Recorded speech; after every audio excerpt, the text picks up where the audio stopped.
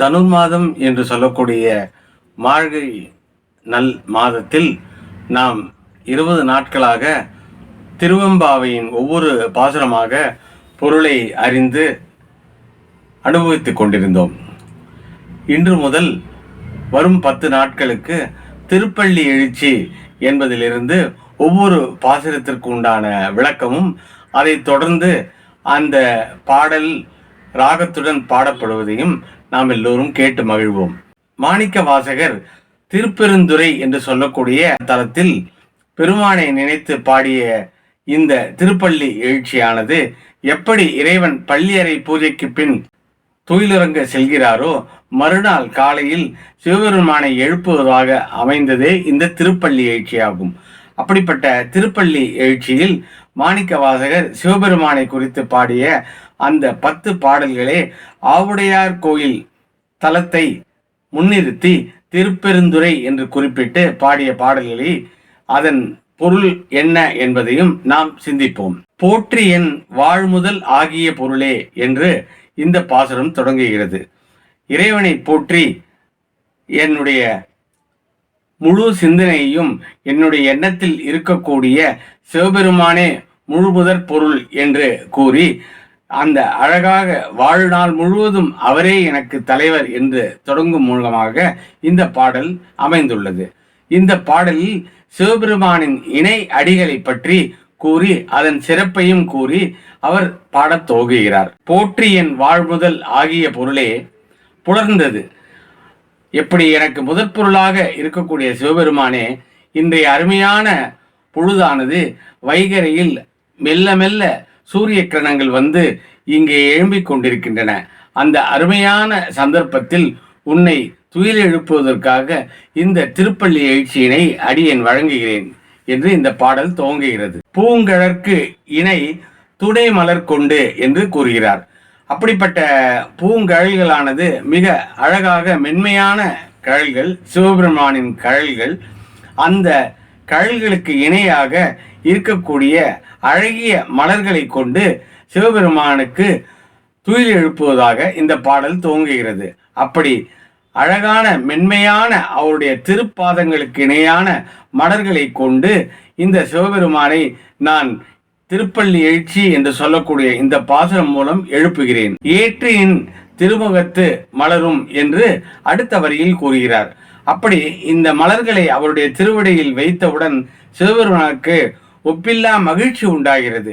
அப்படி இந்த மலர்களை நாம் அவருடைய பாதங்களில் ஏற்ற அவருடைய புன்முறுவலானது பூக்கிறது. அப்படி நகை மலரும் அவரது முகத்தை கண்டு இறைவனை நமக்கு அருள் புரியுமாறு மாணிக்க வாசகர் வேண்டி கேட்டுக்கொள்கிறார். எழில் நகை கண்டு உன் திருவடி தொழுதோம் என்று குறிப்பிடுகிறார்.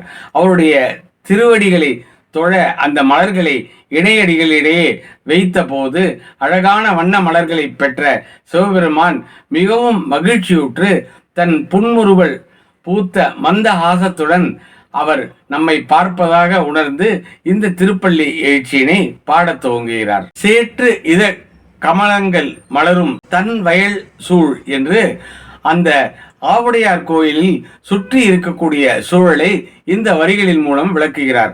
அப்படிப்பட்ட வயல்வெளி சூழ்ந்த அந்த ஆவுடையார் கோயில் தலமானது திருப்பெருந்துறை என்று அந்த பாடலில் குறிப்பிடப்பட்ட தலமானது அழகான வயல்வெளிகள் நிரம்பி அதனை சுற்றி அங்கே நீரோடைகளும் மற்றும் குளங்களும் இருந்தன. அப்படி அந்த சேற்றின் இடையில் மலர்ந்த கமலங்களானது அழகுற காட்சி தருகிறது. அப்படிப்பட்ட அருமையான சூழலில் அந்த மலர்களை எடுத்து சிவபெருமானின் திருவடிகளில் வைத்து வணங்குகிறார் மாணிக்க வாசகர். ஏற்றுயர் கொடியுடையாய் எமையுடையாய் என்று தன்னை ஆட்கொள்ளும் சிவபெருமானை பற்றி ஒரு வரி கூறுகிறார். ஏற்று என்று கூறுவது ஏறு என்று சொல்லக்கூடிய அந்த ரிஷப வாகனம்.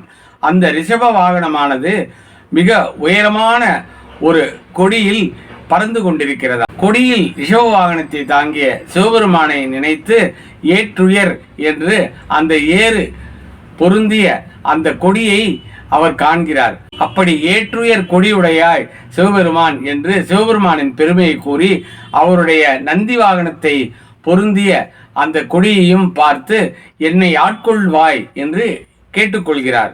நாம் எப்பொழுதும் உமக்காகவே அடிமையாகவே உள்ளோம், நீ என்னை ஆட்கொள்ள வேண்டும் என்று திருப்பெருந்துறையில் உள்ள சிவபெருமானை நோக்கி மாணிக்கவாசகர் இவ்வாறு குறிப்பிடுகிறார். ஏற்றுயர் கொடியுடையாய் எமையுடையாய் எம்மை ஆட்கொண்டு அருளுவாய் சிவபெருமானே என்று வேண்டி இந்த முதல் பாசுரத்தில் திருப்பள்ளி எழுச்சி என்று சொல்லக்கூடிய திவ்யமான பாடலை பாடி சிவபெருமானை பள்ளி எழுந்தருளுவாயே என்று கேட்டுக்கொள்வதாக இந்த பாசுரம் அமைந்துள்ளது. அப்படிப்பட்ட எம்பெருமான் சிவபெருமானே நீ பள்ளி எழுந்தருளுவாயே என்ற விண்ணப்பத்தை வைத்து சிவபெருமானை எழுப்புவதாக இந்த பாடல் அமைந்துள்ளது. ஆவுடையார் கோயிலின் சிறப்பு, அங்கே சிவபெருமானுக்கு பானம் இல்லை, ஆத்மமே ஆத்மலிங்கமாக திகழக்கூடிய அந்த சிவபெருமானை மாணிக்கவாசகர் தன் நெஞ்சத்தில் வைத்து கிடத்தி அவரை வேண்டிக் கொண்டதாக இருக்கக்கூடிய தலமாகும்.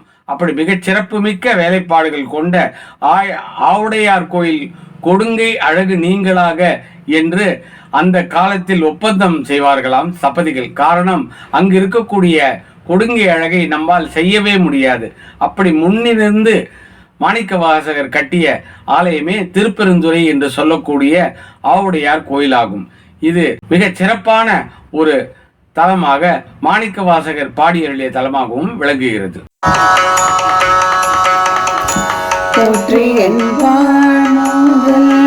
ஆகிய பொருளே புலர்ந்தது பூங்களுக்கு இணை துணை மலர் கொண்டு ஏற்றினின் திருமுகத்து எமக்கருள் மலரும் எழில்நகை கொண்டு திருவடி தொழுதோ சேற்றிதழ் கமலங்கள் மலரும் தன்மழல் சூழ் திருப்பெருந்துறை ஊரை சிவபெருமானே